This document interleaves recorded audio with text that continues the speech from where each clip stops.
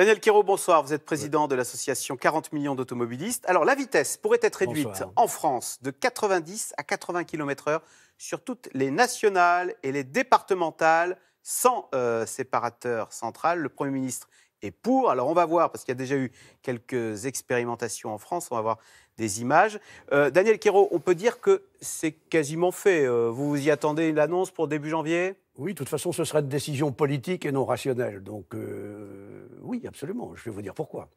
Pourquoi non rationnelle? Parce que, alors, attendez, on va écouter, avant d'entendre vos arguments, Chantal Perrichon, c'est la présidente de la Ligue contre la violence routière. Elle est très favorable à cette mesure. Et auparavant, bien sûr, on va entendre une automobiliste qui est un peu comme vous, nettement moins enthousiaste. On écoute. Moi, je suis pas bien pour, parce que je suis une personne qui roule quand même assez vite et je trouve que ça avance pas. La vitesse est le premier facteur de mort sur la route et le premier facteur de gravité des accidents. Si cette mesure est prise avec vraiment une grande détermination, l'espoir, c'est de sauver entre 350 et 400 vies. Voilà. 400 vies, hein. Il y a 365 jours dans l'année, ça fait une vie de sauvée chaque jour. Chantal Perrichon parle d'une mesure de rupture comparable à l'obligation de porter la ceinture de sécurité ou à l'introduction des radars. Oui, on ne sait pas très bien d'où elle va chercher cela, hein, mais ça fait 30 ans ou 40 ans que la Ligue décline ce même discours. D'ailleurs, en fin de semaine dernière, vous avez un grand quotidien national qui a dit 80 km/h, la mesure qui divise. Alors nous, on dit elle ne divise pas, elle fait l'unanimité contre elle. Ah ben c'est jamais populaire, les mesures de sécurité routière, Daniel Quérault. Nous sommes représentants, nous sommes porte-parole des automobilistes, donc on fait des sondages, on interroge les gens. Vous avez 3 Français sur 4 qui ne l'acceptent pas parce qu'ils ne la comprennent pas. Est-ce que l'argument de Chantal Perrichon, quand elle dit « Évidemment, la vitesse est la première cause de mortalité en France », plus on ralentit, moins les accidents sont graves. Parce que c'est 3500 morts la route et 70 000 blessés. Oui, je vais vous donner nos arguments, qui sont des arguments vérifiables et de bon sens. Vous regardez tous les pays qui sont autour de nous. Il n'y a personne qui n'a adopté le 80 km/h. Vous regardez l'Allemagne, c'est 100 km/h sur les routes hors autoroute, et l'Allemagne fait 25% de mieux que nous, elle est 8e et nous sommes 13e en termes de sécurité routière. Vous regardez l'Angleterre, c'est 97 km/h sur les routes hors autoroute, et c'est 2 fois moins de tués que chez nous. Le problème de la France, effectivement, vous avez Mme Perrichon qui dit que c'est la seule mesure. Mais en France, aujourd'hui, la sécurité routière, ça se limite quasi à la vitesse, qui serait la cause, et le radar qui serait la solution. Mais depuis 4 ans, ça ne marche plus. Donc, effectivement, Mme Perrichon et d'autres sont montés au créneau pour essayer de faire passer cette mesure qui traîne comme un totem.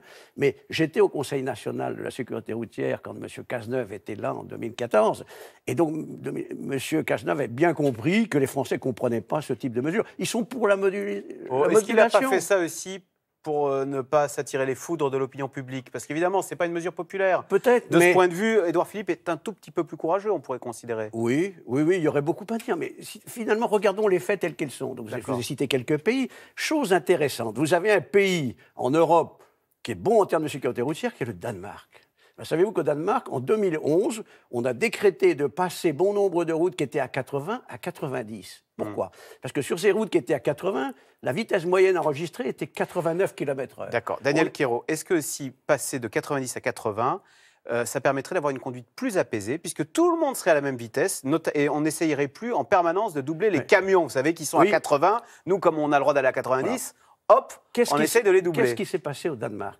Effectivement, les gens qui roulaient à 80, il y a les camions, le camion accélère moins vite qu'une voiture. Donc à un moment, il ralentit le saut de voiture qui est derrière. Les gens s'énervent et doublent. C'est ce qu'ils ont remarqué au Danemark, qui ne respectaient pas d'ailleurs les 80 km/h. Avant, les Danois disciplinés comme... Ils étaient à 89 de moyenne. Après, on est passé à 90, et à 90, la vitesse est montée à 89,1. Ça veut dire que cette vitesse était considérée comme la vitesse respectable. Une vitesse qui n'est pas respectable n'est jamais respecté. Monsieur Pierre Chasseret, qui est en ce moment dans la Haute-Saône, en train de regarder ce qui se passe, il a discuté avec tous les gens qui étaient autour. Les gens vous disent, la vitesse n'est pas respectée. On a refait les routes, elles sont bien, mais la vitesse n'est pas respectée. Il y a même des camions qui essaient de doubler des voitures. Vous voyez, donc, on ne va pas faire respecter des vitesses qui ne sont pas comprises ni respectables. Daniel Quérault, le nombre de morts sur les routes a augmenté de 9% sur un an. La route, on l'a rappelé, c'est 3500 morts. C'est 9 morts par jour. Alors, qu'est-ce qu'on fait? On fait rien? Écoutez, on laisse les chiffres déraper comme ça? Regardons les meilleurs élèves de la classe. Nous, on ne parle que de vitesse, de limitation de vitesse et de radar. On est toujours en train d'améliorer les radars. Depuis 4 ans, on en met d'autres. Alors, qu'est-ce qu'il faudrait faire pour... Regardez les Anglais, c'est instructif. Les Anglais, ils ont réussi réussi au moins une chose, c'est qu'ils sont passés de 30% comme nous, parce qu'on dit toujours que c'est la vitesse la première cause en France, l'alcool est pratiquement au même niveau. En Angleterre, on est passé de 30 à 12%. Pourquoi? La règle en Angleterre, c'est quand j'ai bu, je ne conduis pas. 12% de quoi? D'accidents responsables avec de l'alcool. Les Anglais D'accord. boivent au moins autant que nous, mais là-bas, quand vous êtes pris à conduire avec de l'alcool, ben vous êtes pratiquement banni de la société, les voisins ne vous parlent plus, etc. En France, on dit oui, ben c'est un bon vivant. Qui parle beaucoup de l'alcool aujourd'hui? Qui parle des drogues? Qui parle des distractions? Des drogues aussi? Ben les drogues, dans 21% des cas, il y a de la drogue aujourd'hui. Les distractions au volant, on n'en parle pas. L'éducation, la formation, on n'en parle pas. C'est toujours la vitesse, toujours le radar. Moralité, depuis 4 ans, ça ne bouge plus, voire ça augmente un peu. Parce que le radar, c'est plus facile à contrôler que l'alcool qui oui, suppose ça rapporte d'avoir de l'argent. Et puis, quelle est l'action du radar? Le radar mesure une vitesse par rapport Il à une vitesse n'empêche que autorisée. le radar a quand même contribué à énormément diminuer le nombre de morts sur la route. Vous ne le contestez il a pas, surtout ça. lutté contre les grands excès de vitesse. Vous prenez la route comme moi, ben on peut dire qu'aujourd'hui, on est très peu doublé par les gens. Donc la vitesse n'est plus forcément le sujet. On peut continuer à la baisser. C'est vrai qu'on arrive à zéro, il y aura plus d'accidents. Mais aujourd'hui, quand elle n'est pas comprise, ça ne va pas fonctionner. Il faudrait qu'on s'intéresse à toutes les autres causes et au comportement de l'être humain. Et c'est là qu'on pourrait faire des progrès. Alors, les automobilistes vont avoir une autre raison d'être mécontents, puisque dans 3 semaines, le 1er janvier, alors je ne sais pas, vous allez m'expliquer, mais le stationnement payant va relever des villes, des municipalités. Qu'est-ce que ça va changer, Daniel Quérault? Est-ce que c'est une révolution? C'est une révolution. Il y a beaucoup de villes qui vont décider de l'augmenter considérablement. Parce qu'aujourd'hui, l'amende, c'est 17 € et c'est la même partout en France. Voilà, si on ne paye pas la les villes auront le droit d'augmenter l'amende de la même de la somme qu'ils voudront, et c'est très lié au stationnement, hein, puisque donc finalement vous allez en plus à Paris avoir la privatisation des contrôles, et déjà il y a 3 sociétés qui ont été sélectionnées et les objectifs qui ont été fixés à ces 3. Ce ne sont plus les gendarmes et les policiers? Non, ce sont des sociétés privées. D'accord, qui vont donc coller les amendes, et elle passera à combien à Paris? À 50 €. À 50 € au lieu de 17. Oui, donc le stationnement va aussi augmenter.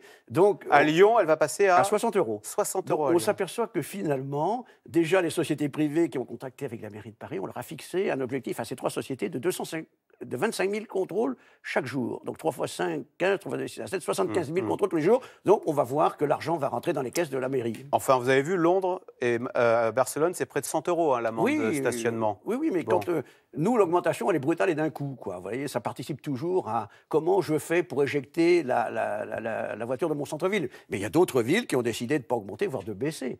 Il y a des villes qui vont baisser le prix des amendes? Moi, je suis près de Rambouillet. Le maire de Rambouillet a décidé de baisser son amende parce qu'il a un problème, comme beaucoup de maires, de fréquentation du centre-ville. Et il s'est dit qu'on doit favoriser la rotation, mais ne pas pénaliser les gens. Et c'est intelligent, parce que les gens viennent, s'en vont, et finalement, son centre-ville ne va pas mourir.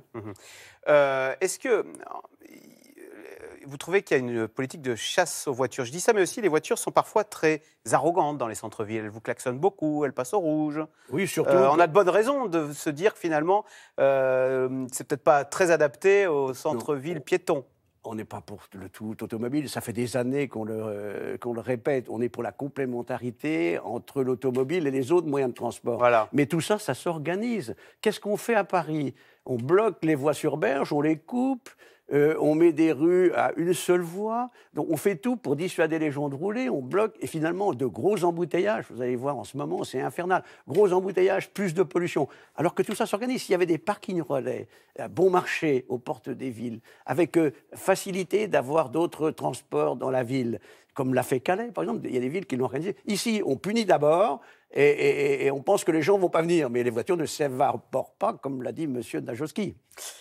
Merci beaucoup, Daniel Quérault, donc président de l'association 40 millions d'automobilistes. Merci. Merci. Vous restez avec nous tout de suite. Caroline Roux, c'est dans l'air. Va-t-on vers l'indépendance de la Corse? Après leur victoire éclatante aux élections dimanche dernier, les nationalistes envisagent désormais de poser un jour la question de l'indépendance par référendum. C'est tout de suite. C'est dans l'air. Caroline Roux.